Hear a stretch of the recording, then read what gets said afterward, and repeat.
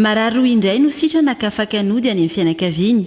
Io no nambarany profesora Volontsina Antamary Daniel androany 10 Mai. Araka izany dia niakatra ho raika amin'ny zato ny isan'ny olona sitrana rehefa avy nanaraka fitsaboana teny amin'ny hopitaly.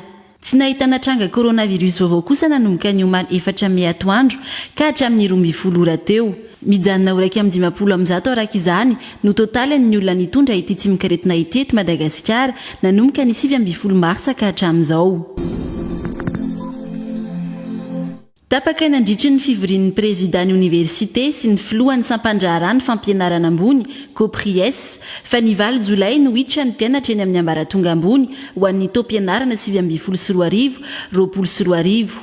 Izany no nambaran'ny ministry ny fampianarana ambony sy ny fikarohana ara-tsiantifika Elia Beatrice Asumaku. Ity mpikambana amin'ny gouvernemanta ity ihany koa anefa dia nanipy-teny fa mety hiova izany daty izany noho ny krizy ara-pahasalamana izay mianjady amin'izao fotoana izao amin'ny firenena. Mbola nisy ireo taxi-bena no niasany andavanandro na dia teo aza ny fanambarana nataon'ny vondron'ireo coopérative pitatra eto an-drenivohitra UCTU sy UCTUS ny alatsinainy 4 Mai fa anao fitokanana izy ireo ho an'ny androany 10 Mai. Nasaina nody ny akamaroany ireo fiara rehefa tonga teny amin'ny fiantsonana farany.